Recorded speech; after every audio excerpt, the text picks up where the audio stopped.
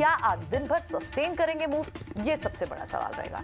और ऐसे में आपको नए लॉन्ग्स कहां से बनाने होंगे? जो कैरी फॉरवर्ड लॉन्ग्स होंगे उनके लिए तो प्रॉफिटेबल है, उनके लिए तो शायद यहाँ पर इंडेक्स पर भी आप एक बार के लिए बुक करना चाहे तो कर सकते हैं। एक्सपर्ट से आगे सलाह भी लेंगे, लेकिन चलिए पहले समझ लेते हैं कि अभी इस वक्त जो बाजार खुल रहा है, तो अदानी स्टॉक के कुछ स्टॉक्स अब एएसएम लिस्ट से बाहर हुए हैं। अदानी एंटरप्राइज और अदानी पैक पूरा आज रिवाइव करता हुआ दिख रहा है। अदानी एंटरप्राइज हो, अदानी पोर्ट्स हो, इनमें आपको 1.5 से 3% तक की तेजी दिख रही है।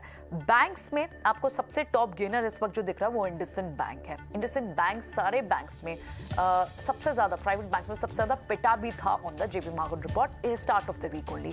तो पहले रिबाउंड्स यहां पर ज्यादा आ रहे हैं, 1.5% की तेजी आपको वहां दिख रही है। पूरा आईटी पैक, आप टीसीएस की न्यूज को इस वक्त अलग रख दे, वो एक सेक्टर, एक पर्टिकुलरली स्टॉक की न्यूज है, लेकिन आप पूरे आईटी को देखें वहां रिबाउंड है। एचसीएल हो, इन्फोसिस हो, विप्रो हो, इन सब ने आपको अच्छी खासी रिबाउंड दिख रही है, क्योंकि नैस्डैक कल भी एक बहुत स्ट्रेंथ के साथ 2.5% की तेजी के साथ नैस्डैक बंद हुआ है। तो ग्रोथ स्टॉक्स में तो अपॉर्चुनिटी इन्वेस्टर्स को ग्लोबली दिख रही है, और आपको ट्रेडिंग अपॉर्चुनिटी ग्लोबली दिख रही है, और वो आप देख भी रहे हैं। लेकिन आप दूसरे जो स्टॉक्स ऊपर आए हैं उसमें आपको महिंद्रा एंड महिंद्रा दिख रहा है।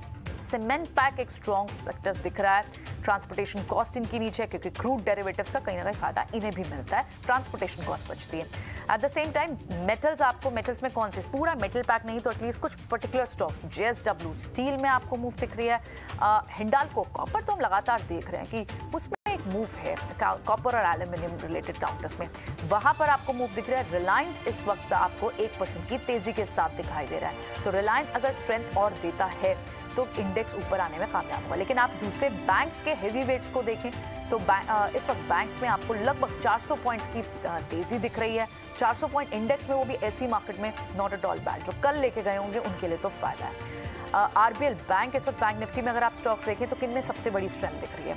आरबीएल बैंक, बंधन बैंक, इंडसइंड बैंक, इनमें स्ट्रेंथ है। एक्सिस 1% तेज है।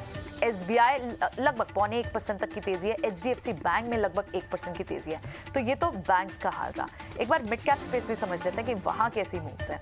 मिड कैप में आपको भारत फोर्ज, आपको याद होगा कल और परसों भारत फोर्ज की अच्छी खासी पिटाई भी हुई थी। आज रिकवरी मोड में सबसे पहले भारत फोर्ज मिड कैप में दिख रहा है, 4% की तेजी वहां है।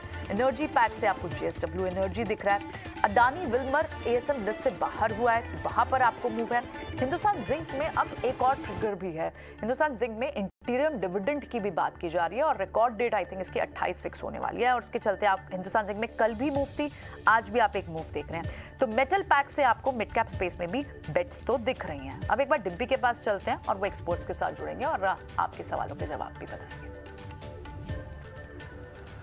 रेशो भी ठीक है, आज एडवांस डिक्लाइन की कि 14:1 की रेशो पे है, और कुल मिला के मार्केट के पास टेक्निकली एक रेजिस्टेंस है 17,200 का। ये रेजिस्टेंस नहीं है एक्चुअली, ये ऑप्शंस का डाटा है जिसकी वजह से यहाँ पे आके मार्केट रुकता है।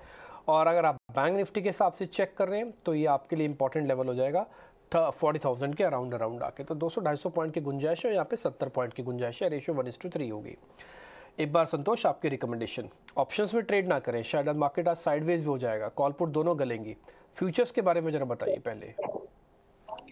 इस ऑप्शन को ट्रेड करना रिस्की रहेगा, क्योंकि आज फ्राइडे भी, और अगर मार्केट तेज है तो जो आईवी बढ़ी हुई थी वो भी कूल ऑफ होगी, तो उसका भी इम्पैक्ट, नेगेटिव इम्पैक्ट देखने को मिलेगा ऑप्शन की प्राइसिंग पे। तो फ्यूचर में मेरे हिसाब से ट्रेड बनता है। कल के हाई के ऊपर हम टिक जाते हैं 10-15 मिनट भी, तो एक शॉर्ट कवरिंग की संभावना बनती है। तो निफ्टी की बात करें तो फ्यूचर के लेवल के हिसाब से 17,280 तक के टारगेट देखने को मिल सकते हैं। तो 10-15 मिनट वेट कीजिए, सस्टेन कर जाता है तो खरीदारी के मौके ढूंढना चाहिए, क्योंकि संभावना बन रही है कि शायद आज एक शॉर्ट कवरिंग मूव देखने को मिल सकता है। ठीक है, 10 से 15 मिनट का इंतजार, शॉर्ट कवरिंग के मूव्स यहाँ नजर आ सकते हैं। उसके बाद कोई स्ट्रैटेजी इंडेक्सेस पर बनाने की राय